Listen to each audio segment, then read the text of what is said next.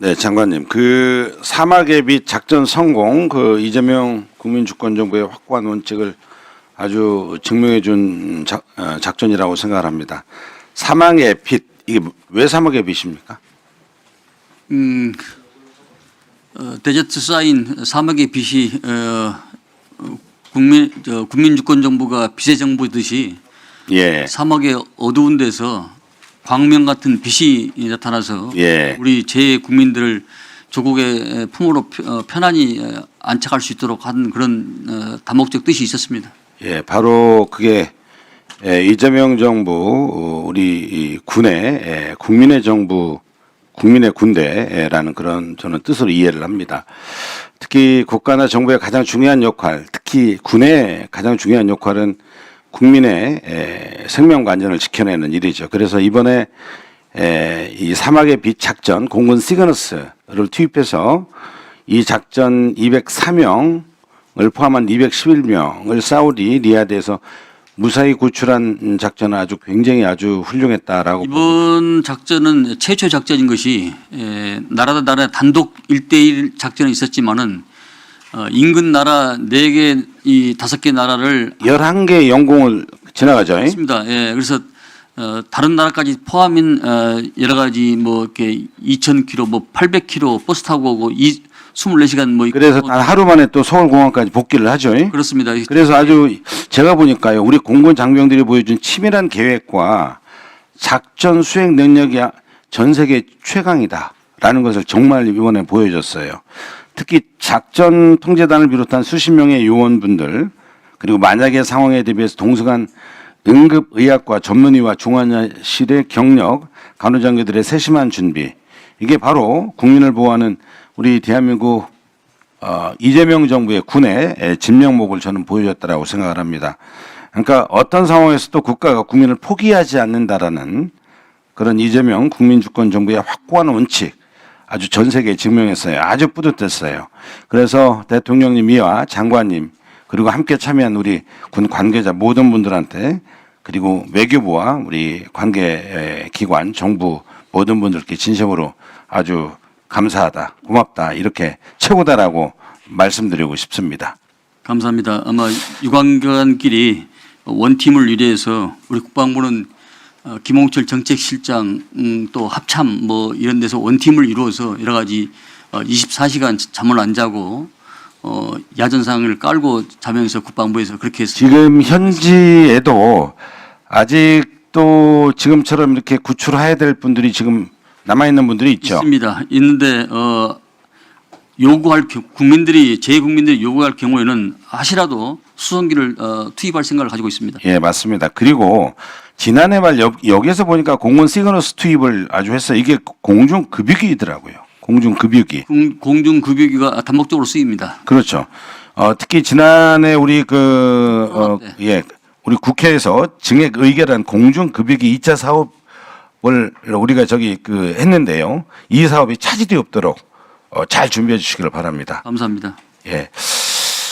계속 우리 위원님들과 중복되는 내용입니다. 지금 뭐 결국 파병과 관련된 호르무즈 해협과 관련된 내용들인데요.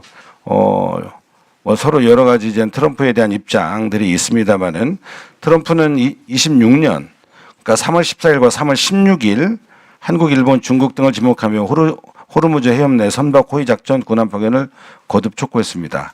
특히 이 트럼프는 한국의 원유 수입 35%가 이것을 통과함을 강조하면서 우리가 보여줬으니 이제는 직접 참여하라라는 논리도 펴고 있어요. 압박 과정에서 주한 미군이 실제보다 많은 4만 5천 명을 언급하며 강도를 높이고 있기도 합니다. 실제로는 2만 8,500명 정도 주둔하고 있죠. 그렇죠. 네. 예, 트럼프 대통령은 최소 5 내지 7개국이 참여할 것이라고 주장하지만 아직 구체적인 참여 약속 확보는 못했다라는 보고입니다. 장관님, 국방부나 정부가 현재까지 공식적인 앞서 주신 말씀처럼 군사 지원을 공식적으로 지원 요청은 없었고 SNS만 그 언론 보도를 통해서 확인했다라고 말씀하셨죠? 네, 그렇습니다. 예. 그 군의 해외 파견은 대한민국 헌법 제60조 2항에 의거해서 국회의 동의를 반드시 받아야 합니다. 맞습니까? 그렇습니다. 예, 헌법에 따라서 국회는 국군이 외국 파견에 대한 동의권을 가지면 이는 국가 안전 보장에 미치는 영향이 커져 민주적 통제가 필요하기 때문이죠. 장관님, 만약 이 현 시점에서 미국, 이스라엘과 이란과의 전쟁이 벌어지고 있는 곳에 우리 군의 파병을 계속해서 요구하고 할 수밖에 없다라고 하면 저는 반드시 국회 동의가 필요한 사항이라고 봅니다. 우리 정부 반드시 그렇게 해야 되겠죠? 네, 뭐 의원님 말씀 취지는 잘 알겠습니다만 어떤 가정을 전제로 대답하는 것은 적절하지 않고요. 여러 가지 옵션을 놓고 많은 고민을 하고 있다 이런 말씀을 드립니다. 네. 특히 이제 국민 여론과 앞서 의원님들께서 주신 말씀처럼 여러 시민사회나 또 국회의원들 가운데서도 지금 벌써 밖에 나가서 이 파병에 반대하는 그런 입장을 하고 있는데요. 파병 문제는 국민보호, 장관께서 앞서 주신 것처럼 국익 관점에서 또 헌법과 법률적 관점에서 신중하게 검토되어야 된다고 생각을 합니다. 장관님, 다시 한번 여쭙습니다. 어떻습니까?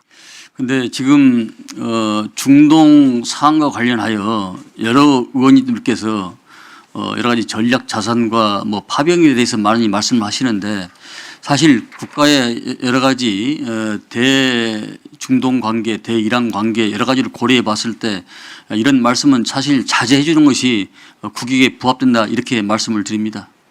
자, 여기와 관련돼서 현재 미군의 사드 전력이 중동으로 반출된 상태라고 하고요.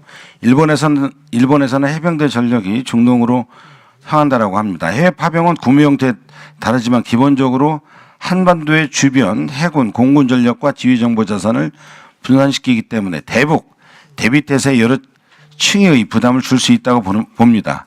장관님께서는 어떻게 보십니까? 조심스러운데요. 그러니까